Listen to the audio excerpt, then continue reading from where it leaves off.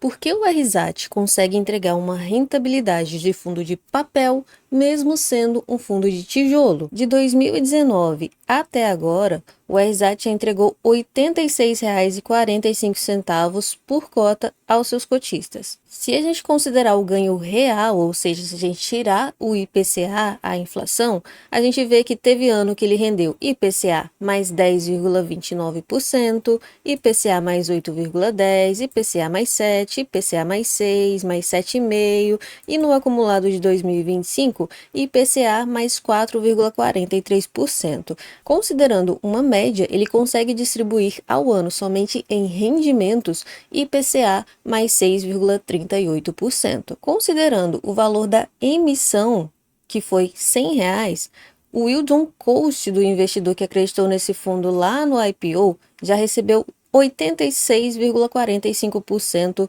de volta do seu investimento. Em relação ao valor de mercado, a cota já teve uma desvalorização aí de 10,26%, então a rentabilidade bruta é de 76,19%. Lembrando que isso aqui é a rentabilidade bruta, não considero nenhuma taxa, e também considero o valor do IPO. Claro que se o investidor pagou mais barato, a rentabilidade dele é maior. E por que o RSAT tem uma rentabilidade tão boa? O RSAT, que é um fundo de tijolo, ele tem atualmente 11 imóveis em portfólio, ele adquiriu esses imóveis por 403 milhões de reais.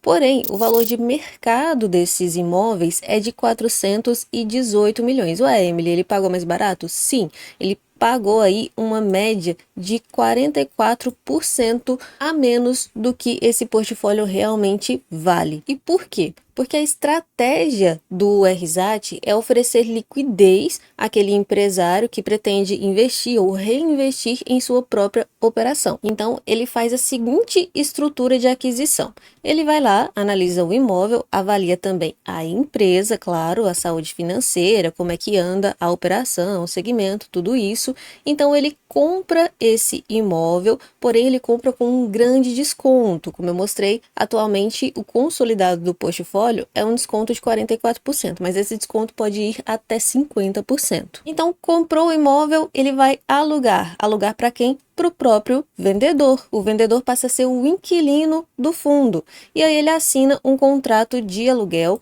com uma taxa pré-fixada. Então, por exemplo, olha, você vai pegar esse valor aqui que eu paguei e você vai me pagar 10%, 12% ao ano. Então, por exemplo, foi 12% o acordado. Então, a gente vai dividir por 12. Todos os meses o inquilino vai pagar 1% sobre aquele valor da aquisição. E o inquilino também tem uma opção de recompra, ou seja, daqui a 5, 10 anos, depende do tempo do contrato, quando acabar o contrato, ele vai poder recomprar esse imóvel pelo mesmo valor. Como assim, Emily? Pelo mesmo valor? Sim. Porém, para que o inquilino possa fazer isso, ele vai ter que pagar a variação do IPCA. Então, por exemplo, ele já está pagando uma taxa pré-fixada de 1% ao mês.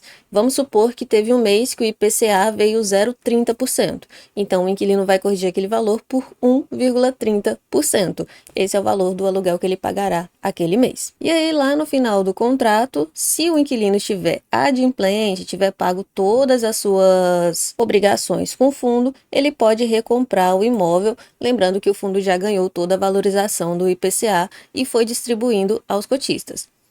Mas se ele estiver inadimplente, eu vi uma live, eu enviei um e-mail à gestão, mas eles ainda não me responderam, mas eu vi uma live, não sobre o RSAT, sobre o RZTR, e eles falaram que essa inadimplência ela pode durar até 60 dias, que são 30 dias, onde o inquilino vai ficar inadimplente, e aí eles vão entrar na justiça, lá com todos os trâmites que tem que realizar, e aí seriam mais 30 dias para conseguir uma ordem de despejo, ou seja, que no total, essa inadimplência ela poderia durar mais de 60 dias, para que o fundo pudesse aí executar a garantia, no caso, vender o imóvel no valor de mercado. Ainda que não consiga vender em valor de mercado, como o fundo compra com um grande desconto, se ele vendesse ainda com desconto no mercado, ele conseguiria agregar lucro aos cotistas. Mas uma das vantagens, que inclusive eles trazem aqui, uma das vantagens dessa tese é que o inquilino tem esse pagamento de aluguel como uma prioridade. Por quê? Justamente por causa desse desconto. Você não vai querer perder um imóvel, né? Basicamente perder, porque se você entrega ele com 50% de desconto, é claro que você vai querer reaver. Até porque se o contrato durar 5 anos, por exemplo, em 5 anos, com certeza, esse imóvel já se valorizou. E sobre a rentabilidade do fundo, como eu falei, o fundo entrega o IPCA. É por isso que ele se assemelha muito a um fundo imobiliário de papel, porque ele entrega essa variação do IPCA todo santo mês. Então, a correção monetária vai junto com a distribuição dos rendimentos. Logo, o RSAT ele não é um fundo para você esperar valorização de valor patrimonial, de cota, tudo isso, porque ele vai te entregar a variação do IPCA e cabe a você ir reinvestindo se você quiser. E falando também em rendimentos, eles até deixam aqui, ó, olha só, os meses com maior expectativa de inflação tendem a proporcionar dividendos maiores, justamente por isso, né, que eu acabei de explicar. Mas para os próximos 3 meses, aliás, para os próximos 2 meses, né, já estamos em agosto, então a expectativa de distribuição é de 0,95 a 1,05, quer dizer que o fundo vai distribuir entre 95 centavos e R$ 1,05, mas a expectativa mesmo é que seja R$ 1 por cota. E em relação ao portfólio, muita gente tem preconceito com o RSAT por causa da qualidade e da localização dos imóveis que ele tem em portfólio. Ele tem, por exemplo, uma grande exposição em imóveis industriais. Por exemplo, esse aqui é uma indústria de cerveja.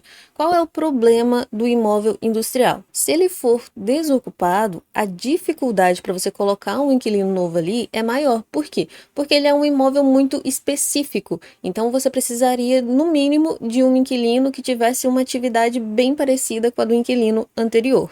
E se você precisar, por exemplo, adaptar esse imóvel, com certeza vai ser um gasto astronômico. Você vai precisar de muito dinheiro para fazer uma adaptação para um outro inquilino de um segmento totalmente diferente. Se fosse, por exemplo, para um galpão logístico, acredito que não serviria, porque são imóveis baixos. Você precisa de um imóvel alto para ajudar na capacidade de armazenamento do inquilino que precisa de um galpão logístico. A capacidade do piso também, que é muito importante, porque as máquinas que transitam ali são muito pesadas. Então existe essa dificuldade. Esse aqui é um deles, e aqui eles trazem pra gente, por exemplo, o imóvel vale quase 300 e eles pagaram 150, uns 50% de desconto.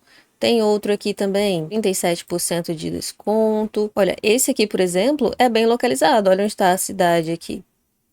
E não me parece um imóvel ruim e difícil de adaptar para outro inquilino. Esse aqui com 37% de desconto. Se você tiver curiosidade de ler o relatório, você vai ver que uma das avaliações da RISA é a liquidez, é a facilidade de vender aquele imóvel. Enfim, bastante imóveis. Enfim, como eu disse, tem muita gente que tem medo desse fundo, não pela estrutura financeira dele, mas pela qualidade dos imóveis. E as pessoas acabam considerando esse o maior risco desse fundo imobiliário, né? Qualidade e localização. Eu confesso que toda vez que eu leio o relatório do RSAT, eu tenho vontade de trocar o fundo imobiliário de papel que eu tenho na carteira pelo RSAT, porque na minha cabeça ele é um fundo de papel mais seguro, mais conservador do que o próprio fundo de papel. Tá, eu sei, ele não é um fundo de papel, mas ele tem uma estrutura muito parecida com a estrutura do fundo de papel. Por isso que eu tô falando isso. Porque olha só, male, se tiver uma inadimplência, um default, o imóvel já tá ali, já é do fundo, tem escritura e tudo. Agora, num fundo de CRI, por exemplo, o CRI vai ser marcado a zero. E aí você vai ter uma larga guerra judicial para conseguir executar uma garantia.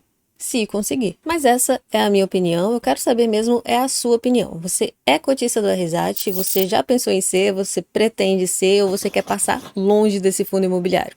Deixa aqui nos comentários a sua opinião, aproveita para curtir esse vídeo, se inscrever no canal, compartilhar e a gente se vê no próximo vídeo.